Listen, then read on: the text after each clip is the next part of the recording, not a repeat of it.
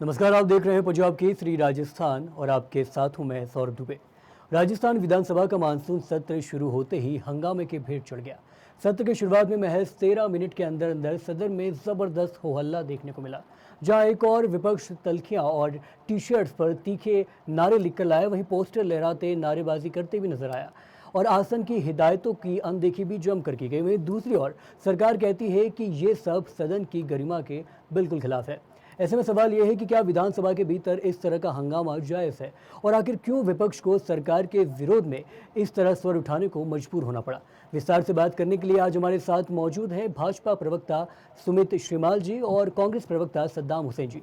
आप दोनों का पंजाब केसरी राजस्थान में सबसे पहले तो बहुत बहुत स्वागत है।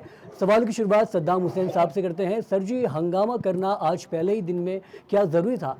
अपनी बात को आराम से भी तो रखा जा सकता था, सरकार के पक्ष को भी सुना जा सकता था। तो सद्दाम जी, आपको क्या लगता है कि इतना ज़रूरी हो गया कि सदन के मानसून सत्र के पहले ही दिन इस तरह की बर्ताव या व्यवहार कर दिया जाए? जी सौरभ जी, मैं आपको बताना चाहूंगा, भारतीय जनता पार्टी चुनाव जीतने के लिए लोकतांत्रिक मूल्यों का समय समय पर उल्लंघन करती रही है। कांग्रेस के राष्ट्रीय नेता सम्माननीय राहुल गांधी जी ने कहा था कि हमारे संविधान की नींव है वो एक व्यक्ति एक वोट पर आधारित है। लेकिन जिस तरीके से आपने देखा होगा कि बिहार के अंदर 65 लाख ऐसे मतदाताओं के नाम काटे गए जिनका कोई भी डॉक्यूमेंट वगैरह नहीं था, और जब चुनाव आयोग से उनके बारे में पूछा गया कि किस आधार पर और किस कारण से इनके नाम काटे गए हैं, तो उनके पास में इसका कोई जवाब नहीं है। महाराष्ट्र के अंदर 40 लाख ऐसे मतदाता है, रहस्यमय मतदाता है, जिनका कोई अस्तित्व नहीं है। और आपने बिहार के हरियाणा के विधानसभा चुनाव में भी देखा होगा किस तरीके से 5 बजे के बाद में वोटिंग पे जो परसेंटेज है वो यू टर्न लेता है।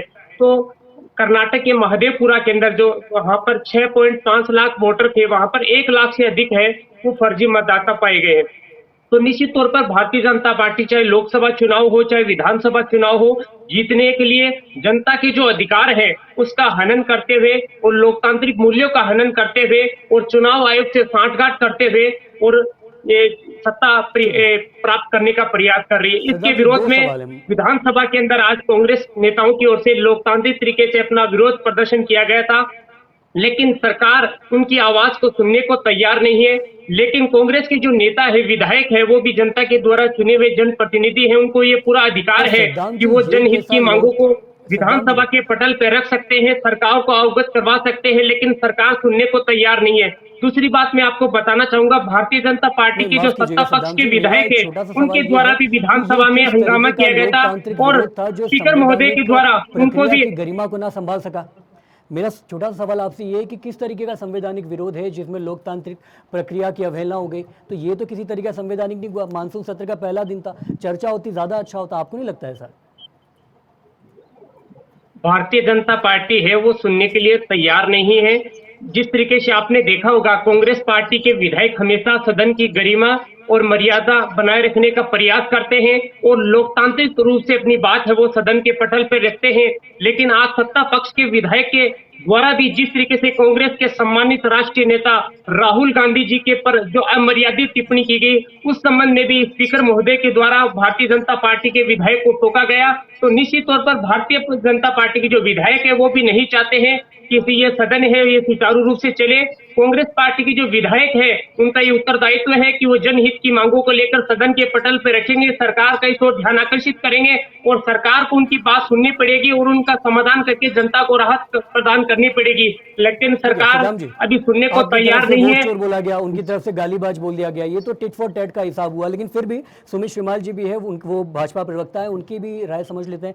सर सुमित जी, अगर आपको मेरी आवाज़ आ रही है, आपको नहीं लगता कि पहले ही दिन इस तरीके की हरकत करना एक तरीके से वो गैर संवैधानिक है? लेकिन सवाल ये भी है कि आखिर विपक्ष को मजबूर क्यों होना पड़ा? क्यों, क्या सरकार सत्ता पक्ष उनकी आवाज़ नहीं सुन रही जो इस तरीके की आमद होना पड़ा इस तरह की सिचुएशन के लिए? जी सुमित जी। देखिए, ये कांग्रेस की प्रवृत्ति रही है। जैसा आपने पूर्व में देखा कि इतिहास उठा के देखेंगे तो लगा जब जनता पार्टी देश के हित के लिए, राज्य के हित के लिए कार्य करती है, कांग्रेस को परेशानी होती है। अब ये लोग इस तरह पे कार्य कर रहे हैं कि दोबारा हमारी सरकार आएगी। और जब चुनाव होता है ऐसा माहौल व्याप्त हो जाता है, लेकिन जैसे ही ये हार जाते हैं, तो ये इन पर आरोप लगाने लगते हैं। उसी प्रकार अब ये झूठा वोट की बात कर रहे हैं, लेकिन मैं इनको ये कहना चाहूँगा सद्दाम हुसैन जी को कि लोकतंत्र गले घोटने की बात ये कर रहे थे, ये बात कर रहे थे। आप बिल्कुल इनको इतिहास की जानकारी हो सकता नहीं हो कि इनकी ही तत्कालीन प्रधानमंत्री इंदिरा गांधी जी ने जो आपातकाल लगाया था, न्यायालय के आदेश को इन्होंने जो दरकिनार किया था, ये इस बात को भूल जाते हैं। ये देश के इतिहास में सबसे बड़ी घटना थी, जो कि प्रधानमंत्री पद पे रहते हुए किसी व्यक्ति ने ऐसी हरकत की हो और लोकतंत्र का गला घोटा हो। लेकिन इनको ये शर्म नहीं आती ऐसा बोलते हुए कि जिन्होंने खुद के दिमाग में झांकते नहीं और दूसरों को एक बात से आश्वस्त हूँ और जनता है। इन सब ठीक।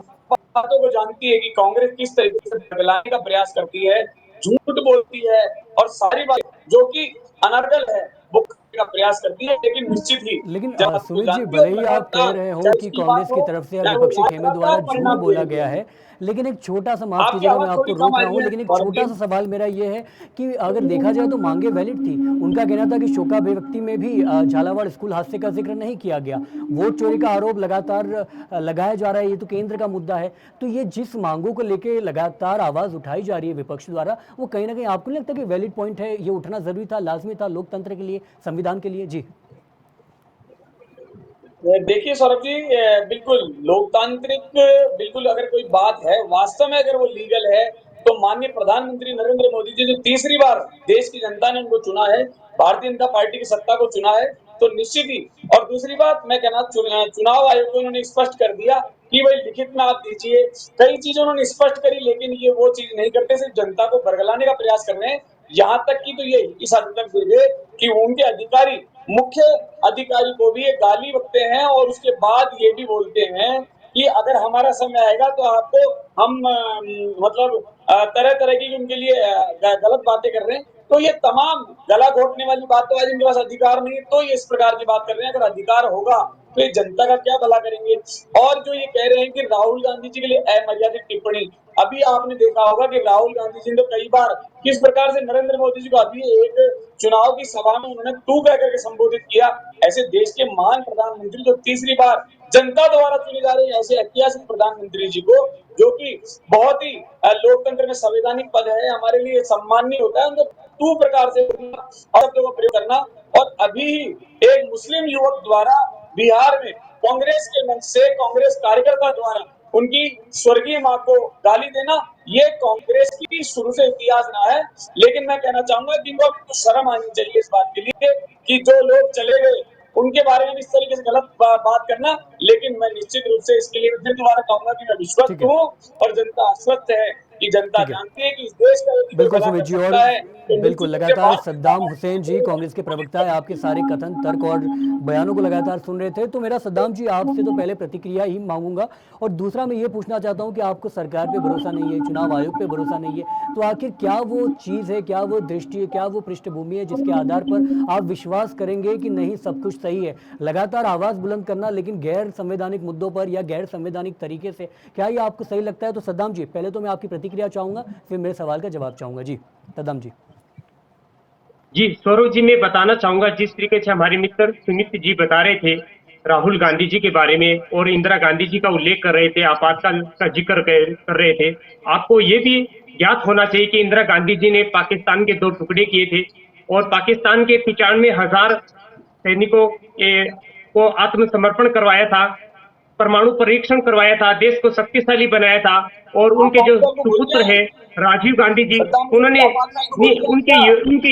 उनके योगदान को आप क्यों भूल आप जाते हो, आपातकाल को भूल गए जिन्होंने क्या? देश को जो शून्य से गाजीपुर लेकर पुलिस को भूल गए शिखर तक क्या? पहुंचाने में अपना देश के जो अपना परमाणु प्रयास बलिदान भूल दिया, गए अपने क्या? जीवन का बहुत योगदान दिया, इंतजार करने उसको से भूल उसको गए आप क्यों क्या? भूल जाते हो? आपके समाज साथ में में जब मौजूद राहुल व्यक्ति गांधी को जी बात करिए, किसको भूल गया क्या? चुनाव आयोग से पूरे देश डिजिटल के डाटा लोकतंत्र मांगते हैं, तो को चुनाव साथ आयोग के से भूल पास गए क्या? डिजिटल डाटा नहीं नहीं है। भूल सकती चुनाव जनता, आयोग से सीसीटीवी नहीं भूल फुटेज की वो सकती। सीटी ऐसे मांगते झूठ हैं, तो बातक करके चुनाव आयोग सरकार नहीं सीसीटीवी चलेगा, फुटेज की सीटी क्योंकि वो अब डिलीट एक कर देता है। सचेत और चुनाव आयोग सजग अगर सरकार होगी। पारदर्शिता से काम कराता है, भारतीय जनता झूठ पार्टी नहीं से चलेगा साठगांठ नहीं सिद्धांत करता है। है, तो सीसीटीवी फुटेज अब सिर्फ देने में उनको बातों से किस काम नहीं प्रकार होगा। की दिक्कत है? अब और देश का विकास करने वाली जो सरकार आ गई है। वोटर लिस्ट के जो डेटा अब है झूठ वो से देने काम में नहीं उनको किस चलेगा। प्रकार की दिक्कत हकीकत है। और मैं उसी चाहूंगा कड़ी में संविधान जिस डबल तरीके इंजन से की प्रदेश सरकार के के अंदर साथ में भारतीय जनता पार्टी हमारी वन नई नेशन वन मुख्यमंत्री इलेक्शन की जगन्नाथ बात करती है, चंद्र वन उसी स्टेट वन ठीक है। इलेक्शन की बात मार्ग करती है, प्रोसेस करते आज हुए आगे राज्य को बढ़ा प्रदेश के रहे अंदर हैं 5 और वर्ष से आगे भी अधिक समय बढ़ा व्यतीत रहे हो हैं चुका है, न और तो नगर ऐसे ठीक निकाय है। के चुनाव नहीं हो रहे, चलेगा। न पंचायती राज के चुनाव हो रहे, जबकि ठीक है सदाम जी, राजस्थान नगर बिल्कुल सदाम पालिका जी, अधिनियम आपकी 2009 की बात को धारा मैं 7 के अंदर संक्षिप्त रूप और में मैं राजस्थान सुमित जी के सामने पंचायती पेश राज कर देता अधिनियम हूँ। 1995 की धारा ठीक है 17 के सदाम अंदर जी, और 73वें 74वें संविधान के अंदर सदाम जी और काफी संविधान के संक्षिप्त अनुच्छेद रूप में आपकी बात को मैं 243 सुमित जी के यूई के सामने अंदर पेश करने जा रहा स्पष्ट हूँ। लिखा हुआ है सुमित जी, कि सवाल 5 सिर्फ वर्ष इतना की है कि अगर वोट फॉर्मेलिटी चोरी समाप्त का होने पर मुद्दा नगर निकाय पंचायती लगातार राज के विपक्ष चुनाव द्वारा होने चाहिए, बुलंद किया लेकिन जा रहा आज है हर पटल प्रदेश के पे, अंदर चाहे वो पंच के संसद का चुनाव पटल नहीं हो, हो पा रहे, चाहे वो केंद्र और का जिसके पटल हो, कारण हर प्रदेश पटल के पर अंदर लगातार विपक्ष प्रदेश का द्वारा जो ये आवाज विकास उठाई कार्य जा है रही है। ग्रामीण तो और क्यों नहीं शहरी सरकार क्षेत्र का इसका वो जवाब दे पूर्ण रूप देती से है? अवरुद्ध पड़ा है। जब उनको भरोसा ही नहीं है, यकीन नहीं है, तो क्यों ना सरकार इस पे सामने से आए, जवाब दे दे और सारे जो भी सवाल या निशान है वोट चोरी को लेकर उठाए गए हैं, ना सिर्फ केंद्र में बल्कि राजस्थान में भी कई सीटों पे, जयपुर ग्रामीण जैसे सही के कई सीटों पे वोट चोरी के आरोप विपक्ष द्वारा लगाए जा रहे हैं। तो सरकार को सदन पटल में आना चाहिए और सीधा पेश कर देना चाहिए, जो भी सवाल के जवाब है वो दे देने चाहिए। तो इस पर क्या राय है आपकी सुमित जी? देखिए सौरभ जी, बिल्कुल अगर इनको ऐसा आरोप लगाते हैं, लेकिन आरोपों को कोई तथ्यात्मक आरोप लगाए कि वास्तव में ऐसा लगे, क्योंकि ये जहां पर जीत जाते हैं, अगर ऐसा होता तो आप बताइए, अगर चोरी करने वाला अगर कोई होता तो 240 सीट तो नहीं आती। राजस्थान में 115 सीटें जो आई है, अगर हमारे हाथ में होता तो हम जैसा इन्होंने पेपर लीक में इनके नेताओं ने, इनके अधिकारियों ने जिस प्रकार बड़ा अधिकारी हरकत करी थी, सब इंस्पेक्टर में एक परिवार से 3 थानेदार बना दिए थे, वो आपको नाथी का बड़ा याद होगा, जहां पर एक परिवार में 180 नंबर आ रहे जब थे जब और भारतीय लगातार जनता नंबर पार्टी बनती है। विपक्ष में तो थी तो इनकी सब मानसिकता इंस्पेक्टर वैसी भर्ती है, को निरस्त करने इनकी की लगता मांग है करती थी, जो लेकिन स्वयं सत्ता चोर के होता है आने उसको के सब बाद चोरी में चोर जब नजर आते हैं। उप लेकिन सौरभ जी मंत्रिमंडलीय एक चीज समिति कहना का गठन चाहूंगा किया और कि उस ऐसा समिति नहीं है, भारतीय ने जनता सिफारिश पार्टी की, विकास के लेकिन लिए भारतीय और जनता उनकी पार्टी ने अल्पम व्यक्ति जिस तरीके से दल राजस्थान योजना उच्च योजना न्यायालय में को इस लागू भर्ती किया को है निरस्त करने और के लिए जो उसी के याचिका तरीके लगी थी, जिसको हम उस संतोष याचिका पत्र के मानते विरोध में हैं, इस भर्ती उसी को के माध्यम से यथावत कार्य रखने की किया मांग की थी लगातार और 5 साल याचिका को तक निरस्त इस करने की कार्य मांग को की ही थी। भारतीय अपनी जनता योजना पार्टी के बना दो करके स्टैंड है, जो जनता भारतीय तक जनता पहुंचते पार्टी हैं। ठीक कहती है, एक और कुछ एक और है, 10 करें। साल करती बाद कुछ और है, दी विपक्ष में थे गई है, इसलिए को सदाम जी, निरस्त एक करने की बार मांग करते सदाम थे, जी, आज सत्ता में आ गए तो ऐसा ही एक बार भर्ती को सुमित जी को यथावत सुन रखने लेते हैं, की फिर मांग आपको करते जवाब हैं, देने का तो मौका मिलेगा। भारतीय जनता पार्टी की कथनी करनी में सदाम फर्क जी, क्यों है ऐसा? एक बार सुमित जी को बोलने देते हैं, फिर आपको बोलने का मौका मिलेगा। क्या है, फिर अब सबकी बातें सुन पाएंगे इसलिए। सद्दाम जी, अनुशासनहीनता करने से काम नहीं चलेगा। ठीक है सुमित जी, सौरभ बोलिए जी, चिंता मैं फिर। ये नहीं करो, कहना चाह अपना रहा पक्ष था, रख रहा हूँ। आप जो ऐसा ही भर्ती के संबंध में बता रहे थे उस संबंध में आपको अवगत करवा रहा हूँ मैं। पेपर लीक में जब राज्य नंबर 1 बन गया था, जब कांग्रेस की सरकार थी, 19 बार लगातार पेपर लीक, लेकिन भजनलाल सरकार भाजपा के शासित आते ही, राज्यों के जिस अंदर भी प्रकार से 70 डबल बार इंजन की पेपर सरकार लीक की आते ही, घटनाएं हुई है। सुनिए, जब धीरज से सुनिए, 17 राज्य आपका के अंदर टर्म आएगा पेपर लीक की बोलना, घटनाएं हुई है, अनुशासन बनाए लेकिन जब रखिए, प्रदेश में कांग्रेस की अनुशासनहीनता मत सरकार आई करिए। तो पेपर लीक की घटनाओं को अनुशासनहीनता रोकथाम करने, के सौरभ लिए जी, कड़े कानून अनुशासनहीनता बनाए करने गए से कार्य और नहीं जो होता। पेपर लीक की घटनाओं सदाम में जी, लिप्त है सदाम जी, उनके खिलाफ सख्त सदाम से जी, सख्त सुन लेते हैं कार्रवाई ना। की गई, ताकि भविष्य में इस तरह की चर्चा घटनाओं की चर्चा करने के लिए पुनरावृत्ति न बैठे हो क्या हैं। और भाषण प्रदेश देने के के लिए सदाम जी, आए युवाओं हो? के साथ उनके भविष्य के साथ कुठाराघात न हो, ये कदम कांग्रेस की तथ्यात्मक सरकार मत के कार्यकाल में रखिए। उठाए गए थे। सदाम जी सुन लेते हैं, फिर आपके पास मैं जरूर आऊंगा। लेकिन सुमित जी अपनी बात संक्षिप्त में रखिए, क्योंकि मेरे पास आपके लिए एक सवाल भी है छोटा सा। जी सुमित जी, पहले बोलिए। बिल्कुल सौरभ जी, मैं कहना चाहूंगा कि अगर कोई तथ्यात्मक विषय होता, तथ्यात्मक बात रखी जाती तो वास्तव में वो ठीक लगती। यदि कोई जैसा व्यक्ति स्वयं होता है वैसा वो दूसरे के लिए विचार करता है, जिस प्रकार से आज 7 विधेयक और जो कानून हम लेकर के आ रहे हैं, धर्मांतरण कानून, जो कि राज्य की जनता के हित में है, और कई प्रकार के, जैसे कि हमने फैक्ट्रियों के लिए कारखाना संशोधन नियम लेकर के आ रहे हैं, राजस्थान माल सेवा अधिनियम लेकर के आ रहे हैं, कोचिंग सेंटर्स के लिए अधिनियम लेकर के आ रहे हैं, तो ये शर्म की बात है। जब जनता के हित के लिए भारतीय जनता पार्टी कार्य करती है तो कांग्रेस का हमेशा उसका विरोध करती है। ये कांग्रेस का इतिहास रहा है। मैं केंद्र की बात करूं या राजस्थान की डबल इंजन की सरकार की बात करूं, माननीय कांग्रेस मुख्यमंत्री का भजनलाल इतिहास शर्मा जी को ये लेकर रहा है के कि शून्य जिस से लेकर प्रकार से शिखर तक देश को लगातार ले जाने में हमने कांग्रेस कार्य किए, पार्टी का इतिहास आपने रहा है। देश ईआरसी की बिल आजादी हमने में कांग्रेस बिल्कुल पार्टी का जारी किया, इतिहास रहा है। जनता देश को के लिए संबोधित बलिदान किया, देने वालों में बिल्कुल कांग्रेस हमने का इतिहास रहा है आत्मनिर्भर और भारत देश को बिल्कुल शक्तिशाली ये भी बनाने हमने में कार्य कांग्रेस किए, का इतिहास रहा आपने है। बिजली देश में को सौर परमाणु ऊर्जा की संपन्न ऊर्जा बनाने के में लिए हमने कांग्रेस कार्य का किया, इतिहास रहा है। महिलाओं के देश उत्थान को के एक लिए कार्य सशक्त किया, लोकतांत्रिक हमने राष्ट्र किसान बनाने सम्मान निधि के लिए कार्य किया। में कांग्रेस लगातार पार्टी भारत जाते की हो। जनता के हित के लिए जो हम कार्य करते हैं उसको लेकर के कांग्रेस हमेशा इनका ठीक है विरोधाभास रहा है सुमित जी, एक और छोटा ये सा इनका सवाल मेरा इतिहास था। रहा है। मैं क्योंकि आपने निश्चित रूप से कांग्रेस का कहना जिक्र चाहूंगा किया है तो कि सुमित इनकी जी, एक बहुत ही छोटा अनुशासनहीनता सवाल मैं ये आपसे जनता पूछना जानती है, चाहता इसका हूँ। परिणाम लगातार कांग्रेस के भुगतेंगे नेता और डोटासरा चुनाव में दिया लगातार ये रिजल्ट। आरोप लगा रहे हैं, लगातार उनका ये कथन है, लगातार उनका ये बयान है कि सुमित जी या फिर भाजपा जो पार्टी है वो इस जो एसआई भर्ती का फैसला आया इसको लेकर डबल बेंच के पास जरूर जाएगी। ये वादा कर रखा है, दावा कर रखा है डोटासरा द्वारा, कांग्रेस के नेता द्वारा। तो क्या इस पर क्या है, भाजपा का स्टैंड क्या है या सरकार का स्टैंड क्या है, वो मैं आपसे समझना चाह रहा हूँ सुमित जी। देखिए, स्टैंड बिल्कुल क्लियर है कि सबसे पहले हमारा मंशा क्लियर थी सब इंस्पेक्टर को लेकर के कि जिसने गलती करी उसको ताबड़तोड़ कार्रवाई करते हुए एसआईटी गठित करते हुए हमने कार्य किया। लेकिन आज जो कांग्रेस इसका विरोध कर रही है, निश्चित रूप से जनता को बिल्कुल प्रदर्शित हो रहा है। लेकिन मैं एक चीज कहना चाहूंगा कि न्यायालय जो कि भारतीय संविधान के अंतर्गत हमको उस पर सबसे ज्यादा विश्वास है। निश्चित ही न्यायालय, माननीय न्यायालय हमको जो फैसला देगा वो हमको मंजूर होगा और सबके साथ न्याय होगा। जिसने गलती नहीं की उसके साथ भी बिल्कुल न्याय होगा और जिसने गलती की उसको उसकी सजा जरूर मिलेगी। सौरभ जी, जी जी बिल्कुल। और सदाम जी, अब आपके जवाब की बारी है, क्योंकि आप लगातार बोल भी रहे थे और सुनना भी चाह रहे थे, तो प्लीज़ आप बताइए। फिर मेरा एक छोटा सा सवाल सदाम जी आपसे भी, जी बताइए।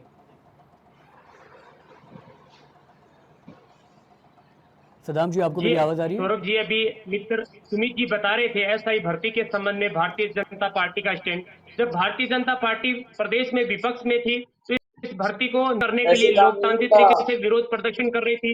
लेकिन सत्ता में आई तो उन्होंने एक उप मंत्रिमंडलीय समिति का गठन किया। उस सबसे समिति ज्यादा ने पेपर सिफारिश लीक की इस कहाँ हुए भर्ती को रद्द सत्ताम करने जी? की, लेकिन भारतीय सबसे जनता ज्यादा पार्टी ने पेपर उस लीक कब समिति की हुए थे? सिफारिश को नहीं माना। 2018 किरोड़ी लाल 23 जी में। मीणा जो कैबिनेट मंत्री है भारतीय जनता पार्टी आपके के, 18 वो और समय 23 में समय सबसे पर ज्यादा भारतीय पेपर लीक जनता हुए। पार्टी की राजस्थान सरकार पेपर लीक में कार्यप्रणाली नंबर पर 1 प्रश्न राज्य बन चिन्ह गया था। लगाते रहे हैं। तो ये और शर्म जब आनी चाहिए राजस्थान उच्च कांग्रेस न्यायालय को के अंदर कि किस अब प्रकार से राजस्थान उच्च पेपर न्यायालय लीक के में अंदर माफिया को याचिकाकर्ताओं आपने ने इस भर्ती पनपाया को निरस्त करने की और मांग की, उन तो युवाओं के भारतीय साथ जनता पार्टी कुठारघात ने इस किया, भर्ती को उन युवाओं यथावत के रखते हुए भविष्य के साथ आपने इस भर्ती को धोखाधड़ी की। यथावत रखते हुए बिल्कुल याचिका उनके को सीने में निरस्त चूड़ा करने का घोंपा। की बात आपके कही, राहुल तो गांधी जी भारतीय कहते हैं जनता सीने में पार्टी चूड़ा का घोंपा जब किसी ने पक्ष घोंपा। में होते हैं वो तो कुछ बिल्कुल अलग बात आपके होती है, अशोक गहलोत और जब सरकार ने सत्ता करा में आ इस जाते प्रकार हैं का तो कार्य। कुछ अलग लेकिन स्टैंड हो आज जाता है। ये शर्म का विषय है कि उसके बावजूद भी आप लोग इस तरीके से बोल रहे हैं। ये सदाम जी, गलत है। लेकिन एक सवाल मेरा युवाओं के ये साथ भी है कि आप कुठारघात करने लगातार वाली एनडीए जिक्र कर सरकार रहे है हैं तो वो कि कांग्रेस की जनहित के सरकार है। मुद्दे संसद में उठाए जा रहे हैं। सदाम जी, आपके द्वारा लगातार ये चर्चा की जा रही है, कांग्रेस पार्टी द्वारा लगातार ये कहा जा रहा है कि जनहित के मुद्दे उठाए जा रहे हैं, राजस्थान के लोगों के हित के मुद्दे उठाए जा रहे हैं, लेकिन वहां से अशोक गहलोत और डोटासरा तो समर्थन में थे ही नहीं, मतलब एक तरीके से वो नजर ही नहीं आए। तो इसका क्या मतलब निकाला जाए? देखिए सौरभ जी, सौरभ जी, राजस्थान प्रदेश कांग्रेस कमेटी के अध्यक्ष गोविंद सिंह डोटासरा साहब लेकर विधानसभा तक प्रदेश की जनता के लिए आवाज उठाते रहे। इन्होंने देखा होगा कि किस तरीके से मुख्य रूप से डोटासरा साहब ने विधानसभा में अपनी बात रखी, और पर उनकी माननीय मौजूदगी भी गहलोत तो साहब जरूरी है। राजस्थान के पूर्व मुख्यमंत्री भी प्रदेश के अंदर जनहित के मुद्दों को प्रमुखता से उठाते रहते हैं। जिस तरीके से आपने देखा होगा छात्र संघ चुनाव की बहाली के अंदर गहलोत जिस तरीके से छात्र छात्र नेताओं के प्रतिनिधि मंडल से मुलाकात की और छात्र संघ चुनाव को बहाली के लिए मांग की, और जिस तरीके से प्रदेश के अंदर संविधान बचाओ रैली का आयोजन किया गया, सदाम जी, उसमें मैं क्या कह गहलोत रहा हूँ, साहब की मुख्य भूमिका थी, उसमें पायलट साहब की पर मुख्य आज भूमिका, उनकी डोटासरा मौजूदगी साहब क्यों की नहीं मुख्य थी? भूमिका थी। जिस तरीके से भारतीय जनता पार्टी संवैधानिक संस्थाओं को कमजोर करने का प्रयास कर रही है और कांग्रेस यहाँ पार्टी सौरभ संविधान को जी, सशक्त एवं मजबूत करने के लिए प्रदेश संविधान बचाओ रैली का आयोजन कर रही है। इन सभी ठीक है, रैलियों के अंदर, इन सभी कार्यक्रमों के अंदर अच्छा ठीक है। जनहित के मुद्दों को लेकर सदाम जी, गहलोत चलिए साहब, ये पायलट सवाल डोटासरा छोड़ते हैं। साहब अब आप हमेशा एक सक्रिय आखिरी रहे सवाल के और साथ आगे मैं भी वापस जनहित सुमित की जी के मांगों पास को लौट दूंगा। प्रमुखता से उठाते रहेंगे और परसों सरकार फिर का से विधानसभा का ध्यान आकर्षित सत्र करते शुरू रहेंगे। होने वाला है, लगातार तमाम सारी जो विरोध है वो तब भी देखने को मिलेंगे। तो मैं वहाँ समझना चाह रहा हूँ कि उस वक्त आपका रवैया है या आपकी पार्टी का रवैया कैसा होगा, जो परसों ये विधानसभा सत्र की शुरुआत होने वाली है। क्या उस वक्त भी हंगामा जारी रहेगा? क्या उस वक्त भी इसी तरीके से सत्र को एक तरीके से स्थगित करना पड़ेगा, या इस बार आप बैठ के शांति से सुनेंगे सरकार का पक्ष क्या है और अपना पक्ष उनके सामने समक्ष पेश करेंगे? क्या है जी, बताइए